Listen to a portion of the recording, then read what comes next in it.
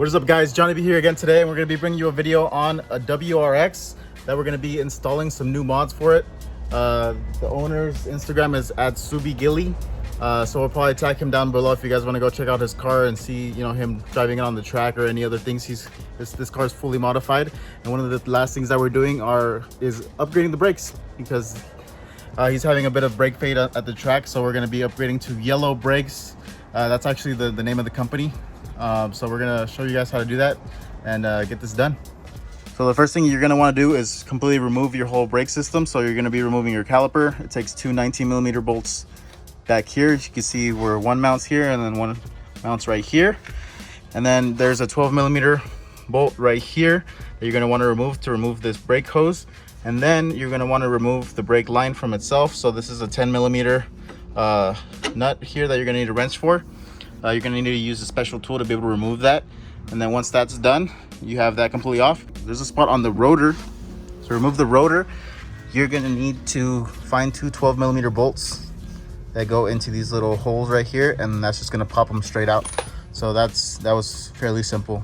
And then for the rear, you have two 14mm bolts, and then you're going to have one brake line that goes all the way over here to this side. It's also going to have a 12mm bolt holding on to right here, this part of the knuckle. And then same thing, you're gonna need a 10mm like special socket to remove that.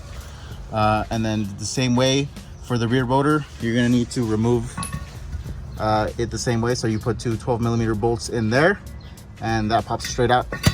So now we're at the point where we can go ahead and install the new stuff. But before that, you need to go ahead and shop this excess lip on the brake dust shields. Same thing with the front. At the front, I actually already did it, so it already got cut, and you can see right there it's flat. It had a bunch of like extra overhang. We went ahead and cut it, and then I went ahead and painted it so it wouldn't get any rusty or anything like that, or get rusted. So now we're gonna go ahead and install the full big brake kit.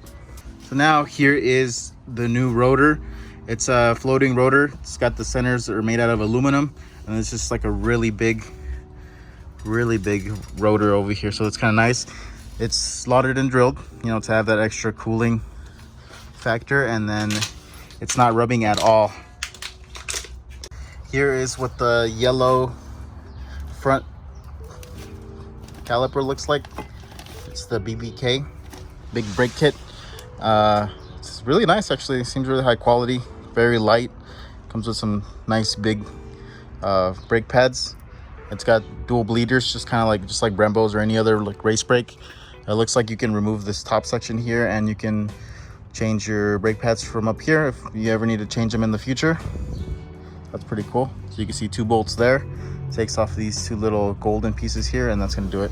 So what we're gonna do now is hook up the brake line to this little port right here in the back, and then we're gonna hook it up to the part that goes on the car that's right there, and then we can throw these on. But before that, they're gonna need some adapters to bolt onto the factory locations on the stock knuckles. So let's do that. Let's just set up this whole brake caliper. So here we have the hardware. These are gonna be the brackets that are gonna be used to mount onto the stock location. We have 4 short bolts and 4 long bolts. So the 4 long bolts are gonna be the ones holding the caliper down to this bracket, and then the 4 short ones are gonna be going from the bracket to the actual knuckle on the car. And they also come with Loctite, so you're going to want to use the red Loctite because you don't want these coming loose at all during any moment in time. That would be like the scariest thing to happen if you didn't Loctite these. So let's go ahead and throw that on. And I believe the Allen key that we're going to be using it looks like a 10mm Allen key, so gotta go get that. So here we have the caliper put all together with its bracket. See the 10mm hex bolt bolted straight to it with some Loctite, some thread locker. And then I also went ahead and put the newer stainless steel brake line, but you want to leave that loose just to make sure that you get the proper orientation once you put it on.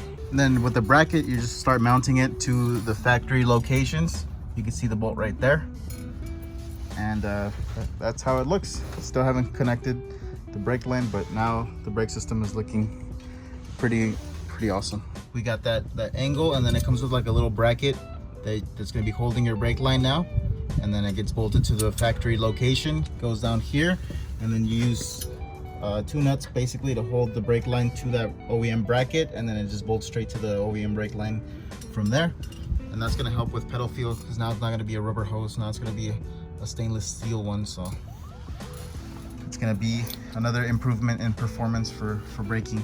So now we're on to the rears, and we're going to need to chop off this dust shield. So this is how it's looking so far, just removing the whole lip and just leaving it flat, so that way we can fit the new rotor and it's not going to be having an issue with it. So just kind of showing you guys the cut that I had to do, and then I'm going to go ahead and smooth it out and make the edge all nice. Here it is with the dust shield all cut, and then it got painted over so that it's not going to rust. Now we can go ahead and put the rotor on and the caliper and get all that set up. Rear brakes are installed, so same thing with the bracket, just as the fronts. You can see how the inner part kind of goes underneath the factory knuckle, gets bolted on. This is going to be an 8mm Allen key, and that's pretty much it. It just bolts on. Same thing as the fronts, fairly simple. And then I route the brake line through here, bolted in the original spot with its new bracket, kind of does a little curve and then goes into the factory brake line. So now comes the hard part, which is going to be bleeding. They have two bleeders, one on the outside and one on the inside. So typically when you're bleeding, you want to jump between the two. Normally I'll do, I think it's the outer one first to get all the fluid flowing from back here to the front, and then I'll finish it up with the inside one. And I have to do it a couple times sometimes to get all the fluid to bleed through. So that's what we're going to be doing next, just bleeding the whole car. So here we are with the wheels on. You can see the big brake kit, you know, through the wheels. These wheels are actually perfect to be able to see your big brake kit because of the small spokes. They're SSRs, 18-inch wheels. Now with the Yellow Racing big brake kit, and we just finished bleeding them as well. So now we're gonna go bed them. So we have to run the car up to 60 miles an hour and then just slam on the brakes. So 60 to 0 or 60 to like 5 miles an hour. We don't really want to stop, so we can make sure that the surface of the new brake pads with the rotor mate, because it's brand new surface. So we have to bed them. It's what it's called, brake bedding. And if you are doing like a different type of big brake kit or different pads, then you can just go with the manufacturer's recommended on how to bed them.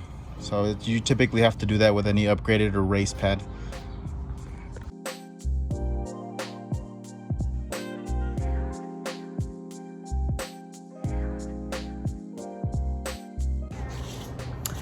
Brakes are installed. We went to go drive it around a little bit. It actually drives really nice. I'm surprised. It's really comfortable to drive, and now with the brakes we're able to lock them up pretty good. The owner says that he feels the difference, you know, between the brakes and then on the track. He's probably gonna feel even more of a difference being able to not have any brake fade or anything like that. They look awesome on there, straight, you know, looking through the wheels. The car looks ready to go for this weekend. He's gonna go take it to the track. So this definitely is one of the best upgrades you can do for the track. So hope you guys enjoyed the video. Hope they help you guys out, and as always, you guys have a great day.